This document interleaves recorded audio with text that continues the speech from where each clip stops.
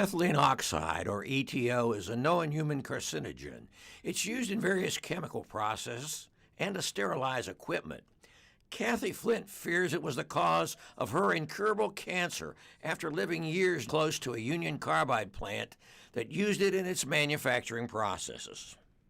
I just hope that they control this and don't let bad stuff out and be more vigilant to what's happening. The lawsuit doesn't contend that carbide or other area chemical plants, hospitals, and a food processor pumped out more ETO than was safe and legal under their permits. It contends that the cumulative effects of the ethylene oxide releases created a dangerous river of air pollution in the Kanawha Valley. The EPA uses a risk level of 1 in 1 million additional cancer cases as a starting point for determining cleanup levels and for a benchmark of acceptable risk from long-term exposure. 1 in a million is a safe or acceptable risk target used by the EPA.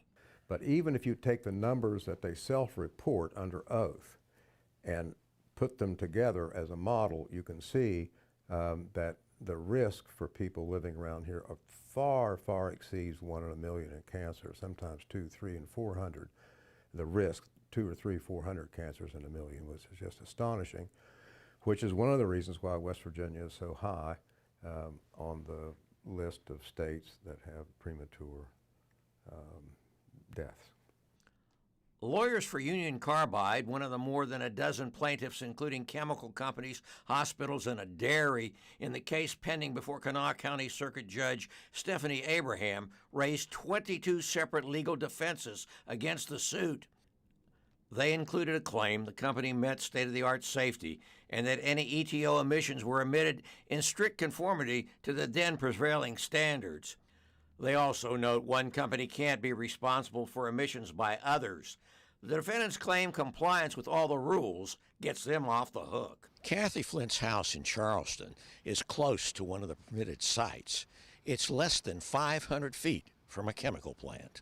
Flint's lived here since 1980. I can't say 100%, but something made me sick because I was very healthy.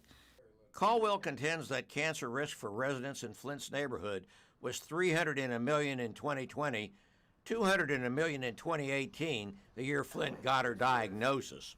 Caldwell wants to see the lawsuits force the EPA and the Department of Environmental Protection to consider the cumulative emissions in an area instead of allowing individual plant emissions up to the maximum acceptable cancer risk. The big part of control is adequate real-time monitoring, which is not done. The lawsuit is strongly contested and has already generated about 20,000 pages of legal documents.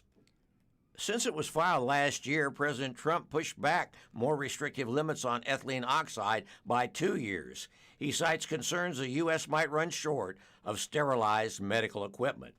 In Charleston, Bob Aaron, Eyewitness News.